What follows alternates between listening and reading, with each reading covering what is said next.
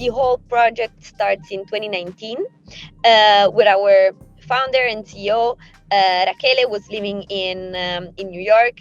She was working there, and then she met this engineer from Berkeley that introduced her a little bit in the world of adversarial images. From there, she started thinking about how to work with this, also because it was a time in 2019. It's when in the US the topics of mass surveillance started to be kind of a hot topic. She came back to Italy, and 2 years of scientific development started. So basically the idea was to transform these images that only existed in the digital world in an actual product, in something that we could actually use and possibly wear. This was her master's thesis. So she graduated, presented this as a master's thesis, and right after she started this entrepreneurship program where I also joined. And when we met, we kind of thought, why not trying to make this something a little bit bigger than like just a scientific product with scientific research, which for sure was super interesting, and it's at the basis of everything that we do. But maybe we can make this, accessible to the public. We had very similar values, and we shared a lot the interest into the protection of human rights, what privacy means, and why we should take care of it. And so, yeah, this journey started. We funded the company last summer. Since then, we have launched a Kickstarter campaign, and now we're officially out there with our collection.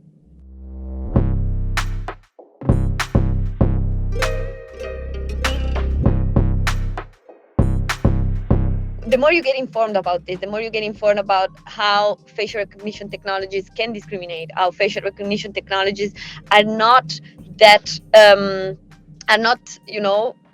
that bulletproof.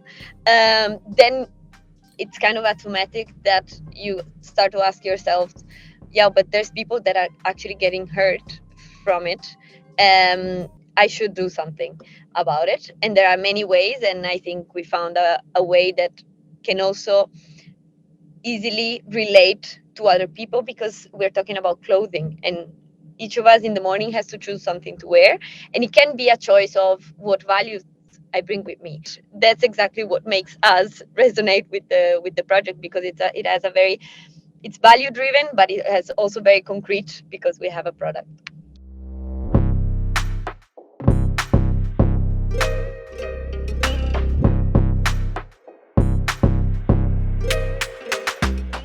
A very peculiar aspect of our clothing line is that it gives a message, but there are a lot of other clothing lines that do that, right? I think Capable adds a little step further, because it has an active role in all of this. And there are not that many projects in fashion that can do that. So when you buy Capable, you don't only buy the message, but you buy a protection, and you buy a way to say no, to choose. You buy your right to opt out.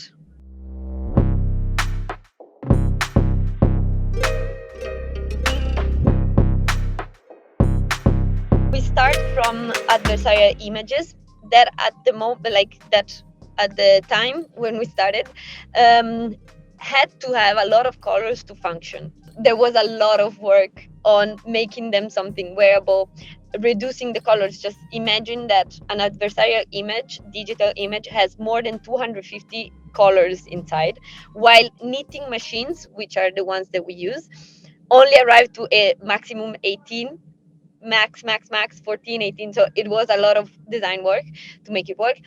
And for now, the patches work the best, the colors that they have.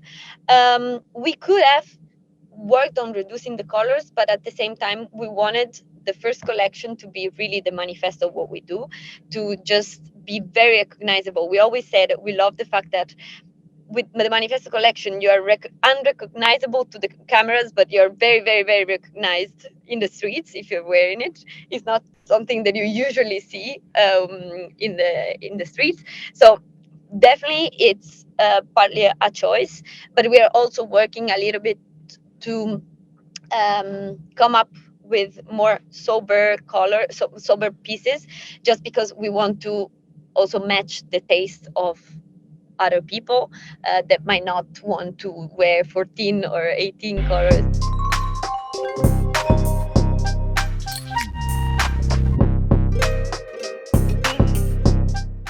Great technology and great innovation cannot be done by people that are knowledgeable or on one field.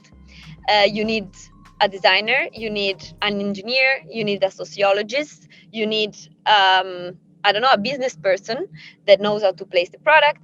So I think the name capable is CAP, are like an acronym for something, and C is collaboration. And collaboration for us is collaboration between a lot of different people that know very different aspects, but that's the only way to make a product working. And I think that was the secret behind the success of this collection.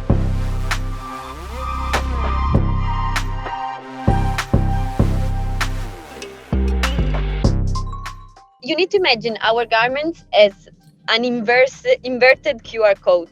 So they give a wrong information to the camera. So the cameras first identify what objects are in whatever scene they are facing. So they can say, okay, there is a dog, there is a bench, there is a tree. When they see that's a person, then they start the biometric analysis. So they start capturing all our biometric data. Capable stops this process before. So we tell the camera that we're a dog, that we're a tree, that we're a bench, that we're a giraffe. So the camera is not even interested in starting the biometric analysis. And yes, this is definitely a choice.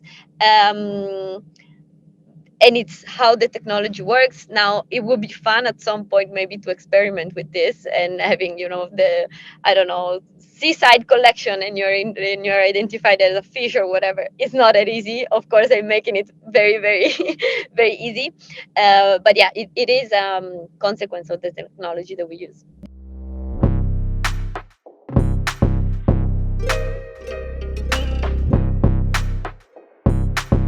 The environmental sustainability was for us like a pillar in the development of both the collection. So in the way the collection is designed, from the way the collection is designed to the way it is produced. So the materials that we use right now is 100% cotton, and the company that sources it belongs to the Better Cotton Initiative.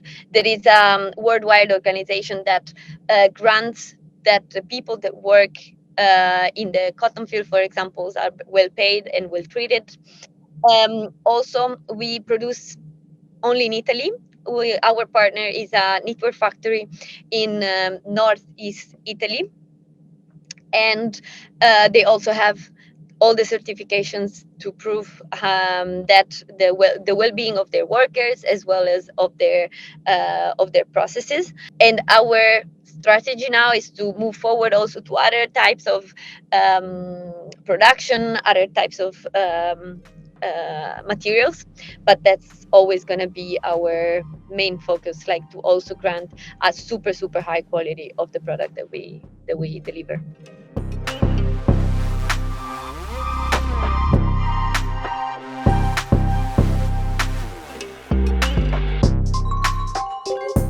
Not really, because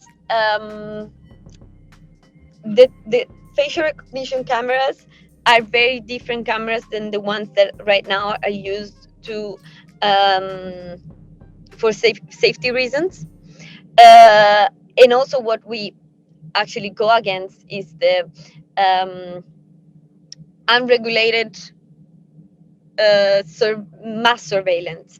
So facial recognition is still a very important technology to have, and it should be used in certain cases. But we don't want everybody to be a suspect when they're just walking down the street, because that's what mass surveillance means. At the moment, there's not really a risk that this technology can be misused, even though we cannot exclude it will at some point. Um, and there, of course, but that's how it is for any technology. In any case, there's no, let's say, consequence for public safety or the safety or any citizen just because our technology doesn't work with safety cameras.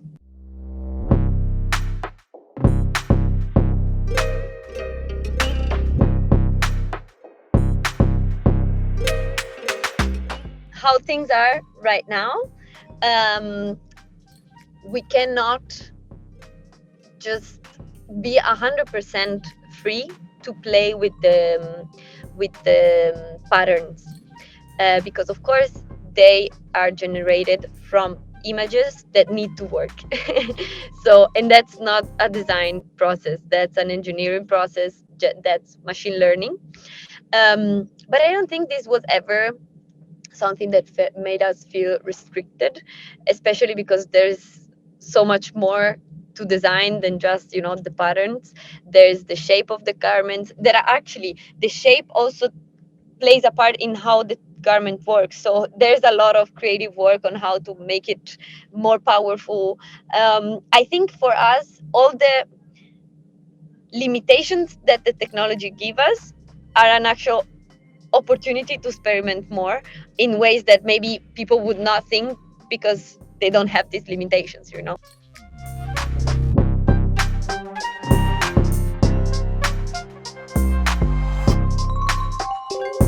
I'll have to be honest, when you're a startup, early startup, everybody does everything. So Raquel and I, the way we collaborate is like we brainstorm a lot, and I think we try to open all the doors possible.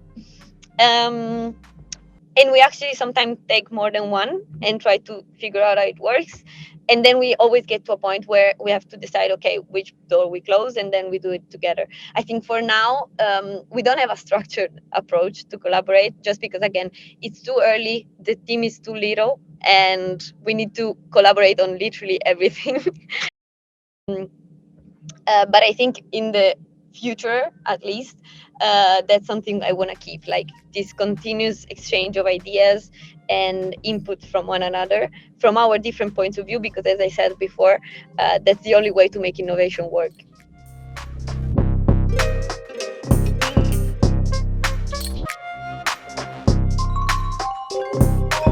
I think the biggest message that we want to give is related to freedom. We don't want anyone to be forced into any label, be forced into any category that they haven't chosen, or um, even we don't want to force them even to protect their privacy. You know, like we want to give them the choice to opt in, opt out, to be binary, to be non-binary, to be literally whatever they want. And I think this is the biggest message we want to convey. And also, we don't want to give any limitations of what people think about privacy, about all these topics. We want to open the discussion on it. We don't say that this is right, this is wrong. We have some opinions, but like everybody does, we never want to say this is right, this is wrong, but we want people to talk about it, because with privacy, the biggest problem with privacy protection is the lack of awareness. And once we will all be aware of the causes and the consequences of the lack of privacy, then we'll be able to act on it.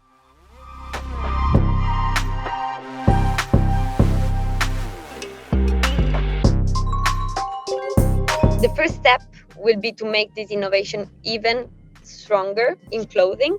Right now, Raquel is at MIT in Boston because we want to work more on the textile, especially on the fabrics that we use to make this clothing, to make them work even better. And also we're working on different kinds of clothing, for example, accessories, on new patterns. So for now, we're very much focused on fashion because we see there's so much more to do that we don't want to, we want to work on it and make it as good as we can. And then absolutely we will also move away from fashion. It's in our mission that we are innovation company that innovates on the technology and on the ethics. Doesn't matter, and of course there's a big chance, a big chunk of design in what we do, but it doesn't have to be fashion design. As long as it's something that reaches people, and as long as it's something that is useful, we are gonna consider it.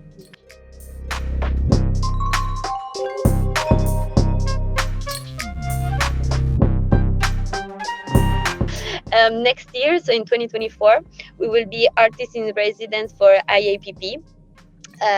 It's the biggest privacy organization in the world. They have like a yearly event in Washington D.C. that where basically every person that talks about privacy in the world goes. It's like thousands of people, and also they do a lot of events during the year, and we'll be follow them. We will take care of all the artistic part of their events. Also, we'll be showcasing our products in both Milan, in Switzerland in September.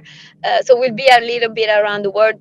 We will announce a new product that we worked in the past 6 months. And then, as I said, I think we're going to work on a lot on new types of clothing. Like we would like to develop some accessories. We'll try to make the technology work even better with the help of MIT.